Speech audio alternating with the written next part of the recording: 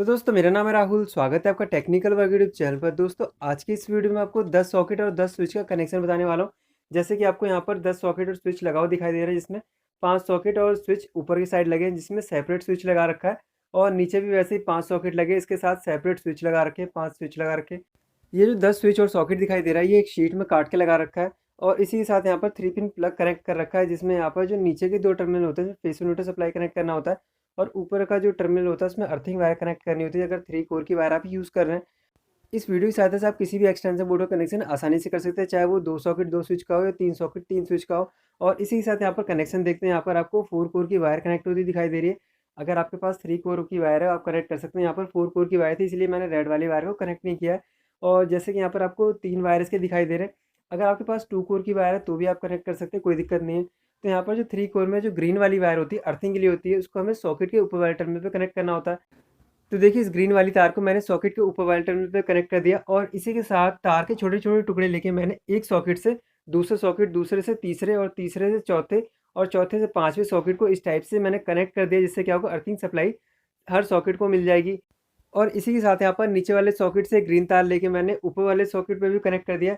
और इसी के साथ यहाँ पर जो तार के छोटे-छोटे टुकड़े लेके जितने भी सॉकेट थे, ऊपर वाले अर्थिंग वाले टर्मिनल पे कनेक्ट कर दिया। इससे क्या है, अर्थिंग सप्लाई जितनी भी सॉकेट है उस पे मिल जाएगी। इस टाइप से अर्थिंग वायर को कनेक्ट करना होता है। अर्थिंग सप्लाई डायरेक्ट सॉकेट पे कनेक्ट होती है ऊपर वाले टर्मिनल पे। अब हमें फेस और न्यूट्रल सप्लाई इसमें कनेक्ट करना है। तो यहाँ पर जो आपको ब्लू वाली तार दिखाई दे रही है, नीली वाली तार दिखाई दे रही है, यहाँ पर हम न्यूट्रल सप्लाई के लिए यूज़ कर रहे हैं। इसको मैंने यहाँ पर सॉकेट के एक पहले वाले टर्मिनल पे कनेक्ट कर दिया है। जब भी हम न्यूट्रल सप्लाई कनेक्ट करते हैं, उसे क्या करना होता है, जो सॉकेट होता है उसके किसी भी एक टर्मिनल पे कनेक्ट करना होता है। देखिए यहाँ पर मैंने जो नीली वाली तार है, पहले वाले टर्मिनल पे कनेक्ट कर दिया सॉकेट के। और इसी के द्वारा यहाँ पर छोटा एक तार का टुकड़ा लिया, उसे दूसरे सॉकेट से कनेक्ट कर दिया। और दूसरे सॉकेट से यहाँ पर एक तार का टुकड़ा लिया, तीसरे सॉकेट में कनेक्ट कर दिया पहले वाले टर्मिनल पे। और इससे मैंने इस वायर को लिया और चौथे वाले सॉकेट के पहले वाले टर्मिनल पे कनेक्ट कर दिया है। और चौथे वाले से एक वायर का टुकड़ा लिया और इसे मैंने पाँचवें सॉकेट के पहले वाले टर्मिनल पे कनेक्ट कर दिया। इससे क्या होता है, यहाँ पर जो न्यूट्रल सप्लाई है सॉकेट के हर टर्मिनल पे, एक-एक टर्मिनल पे मिल जाएगी, डायरेक्ट सप्लाई मिल जाएगी यहाँ पर। अब हमें ऊपर वाले सॉकेट को भी न्यूट्रल सप्लाई देना है। तो यहाँ पर देखिए, वायर मैंने यहाँ से नीचे वाले टर्मिनल से ऊपर वाले सॉकेट को कनेक्ट कर दिया। आप चाहें तो यहाँ पर पहले वाले सॉकेट से भी कनेक्ट कर सकते थे, कहीं से भी आपको कनेक्शन देना है। तो यहाँ पर देखिए, मैंने इस तार के द्वारा यहाँ पर ऊपर वाले सॉकेट के पहले वाले टर्मिनल पे कनेक्ट कर दिया। और इसी के साथ यहाँ पर छोटे-छोटे नीले तार के टुकड़े ले लिए और जितने भी सॉकेट थे उसके पहले वाले टर्मिनल पे इस टाइप से कनेक्ट कर दिया। इससे क्या होगा, जब हम सप्लाई को ऑन करेंगे तो क्या है, न्यूट्रल सप्लाई जितने भी सॉकेट लगे उसके पहले वाले टर्मिनल पे डायरेक्ट सप्लाई मिल जाएगी, न्यूट्रल सप्लाई मिल जाएगी। अब बात करते हैं फेज़ सप्लाई की। तो फेज़ सप्लाई जब भी हम कनेक्ट करते हैं तो स्विच से कनेक्ट करना होता है। तो यहाँ पर देखिए, फेज़ सप्लाई के लिए मैंने यहाँ पर येलो तार ले लिया, पीला वाला तार ले लिया।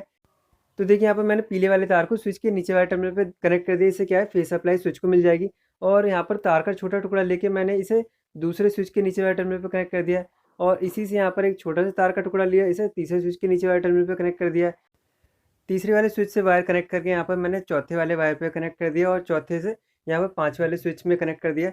और इसी के साथ यहाँ पर एक पीला तार मैंने लिया, ऊपर वाले स्विच को भी कनेक्ट कर दिया। आप चाहे तो यहाँ पर पहले वाले स्विच से भी कनेक्ट कर सकते थे, कहीं से भी आपको फेज़ सप्लाई देना है। तो यहाँ पर देखिए, लास्ट वाले टर्मिनल से मैंने यहाँ पर फेज़ सप्लाई लिया और स्विच के पहले वाले टर्मिनल पे कनेक्ट कर दिया।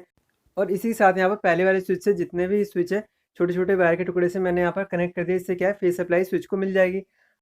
तो जैसे कि यहाँ पर जो हमारा सॉकेट है उसमें फेस और न्यूट्रल सप्लाई चाहिए होती है। जो हमारी न्यूट्रल सप्लाई है, ब्लू वाला तार हमने डायरेक्ट कनेक्ट कर रखा है और जो फेस सप्लाई हमने स्विच में कनेक्ट कर रखा है। जैसे हम स्विच को ऑन करते हैं, सप्लाई क्या होती है, नीचे वाले टर्मिनल से सप्लाई ऊपर वाले टर्मिनल पे चली जाती है।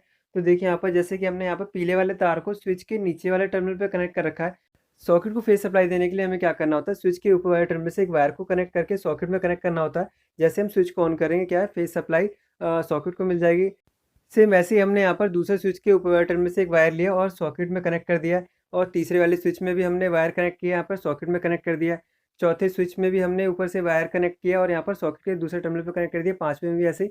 तो जितने भी आपको यहाँ पर स्विच दिखाई दे रहे हैं, स्विच के एक टर्मिनल से हमने वायर लिया और सॉकेट में कनेक्ट कर दिया। जैसे हम स्विच को ऑन करेंगे, फेस सप्लाई सॉकेट को मिल जाती है। देखिए यहाँ पर दोबारा कनेक्शन देखते हैं।